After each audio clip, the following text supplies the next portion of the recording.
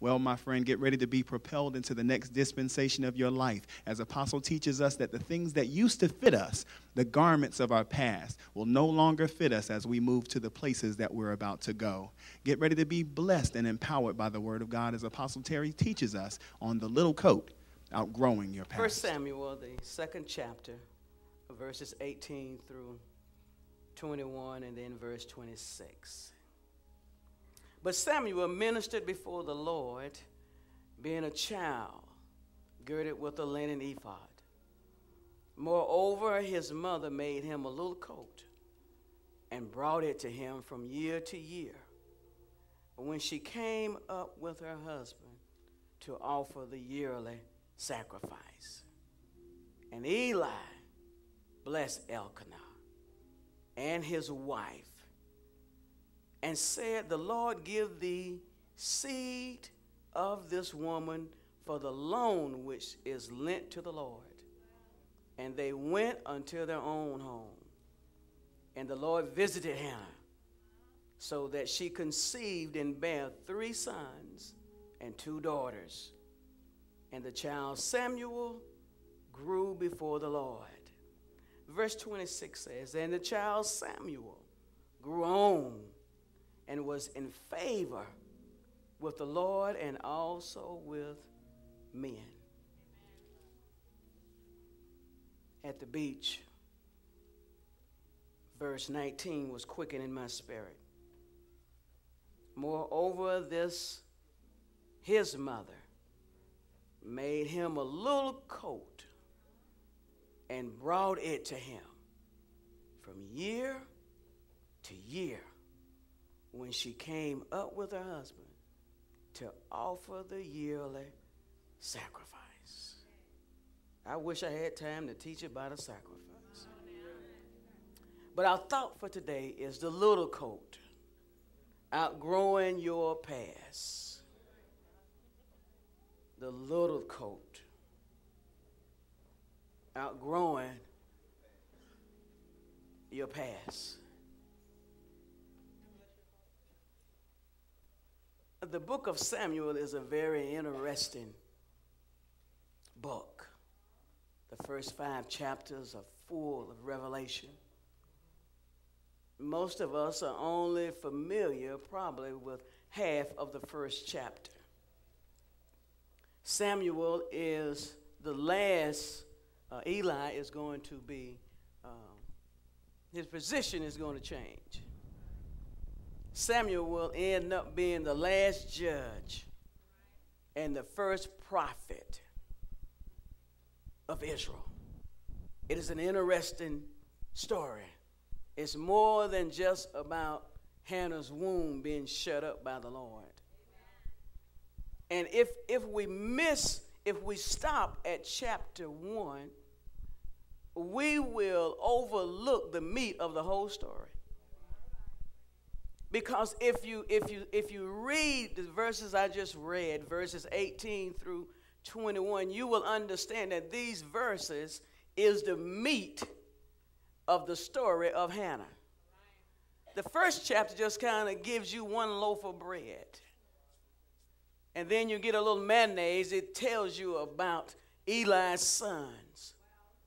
And then you go to chapter 3 and it gives you the other loaf of bread as Samuel began to grow and walk into the office. But the meat of it is right there in the second chapter that tells us that there was a problem with Hannah keeping her vow, but at the same time, she had a problem of letting go of Samuel.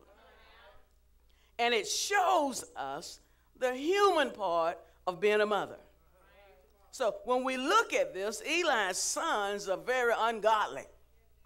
They're full of greed. They do things in the temple that should not be done.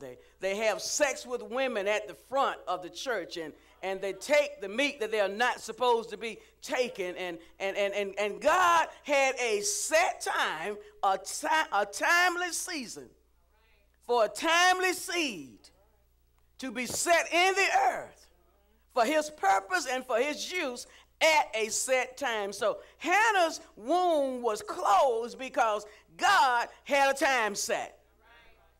He has a particular season that he wants her wombs to be open, but she has to get herself ready to receive and let go of what God's going to birth.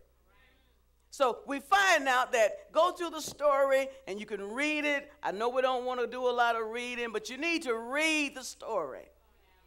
And when we get to chapter 2, we find out that he's been weaned, about 2 or 3 years old. She stays at home with him. She wouldn't go to the yearly sacrifice and until he's weaned. And we find out that she brought him to Eli and reminded Eli, I am the one that you saw praying that you thought was drunk. And that you said that my petition would be answered by God. Well, here is the petition that was answered. Here is the sign. And my vow to God was that if you give me a male child, I'll give him back to you. So she keeps her vow. She takes him, and at the end of chapter 1, they go home. Then we get this scenario about her. She sings this prayer, and she prays a different prayer, leaving him, than she did when she was trying to get him. We move right from that particular prayer, and then we start seeing about Eli's sons. They were terrible. They were terrible preachers' kids. And you know, if you go back and study Aaron had terrible preachers' kids. And if you study Samuel, when Samuel got over into talking with David, he had bad kids. And that's why he grieved when Saul made the mistake, because he just knew Saul was going to replace his kids. It's something about being preachers' kids when you don't have the heart and the vision of your leader. They're going to do what they want to do and know what it is, but they have a choice. And their charge is to fall in line, because you're going to have to take my place. It's the choice. And they chose not to follow their priestly order. So God says, I got a ram in the bush. Don't you even worry about it. Go get my plan to come to pass. If I don't get it in one, I'm going to get it in the other one. God doesn't change his plans because people choose another choice. So he chooses Samuel. And when we get to verse 18, it says that Samuel ministered before the Lord.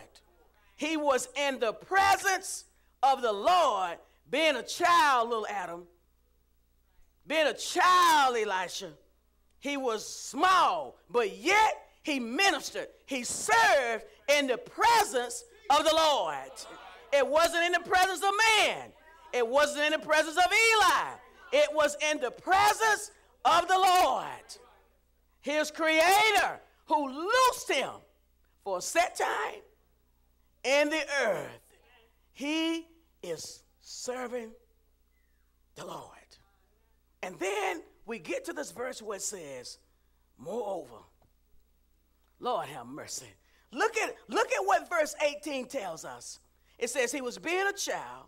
He ministered before the Lord. But how did he minister? It says he was girded with a linen ephod. He had on this attire, ministering before the Lord. Now watch this, because you have to understand that when God released Samuel to come in the earth, he did not release Samuel to come as his mother's son. He released him to be in the earth for a purpose to serve him. He released him to be in the Levitical order, the serving order, the priestly order. As a child, he was in training, so the linen ephod gave him identity. Watch this. Remember this. It gave him his identity. It set him apart from all the other little young fellows in the temple. He had on a linen ephod. Nobody else had that. His mother had made a Nazarite vow that he would never get his hair cut. So here you have this strange little boy. He's walking around in this attire.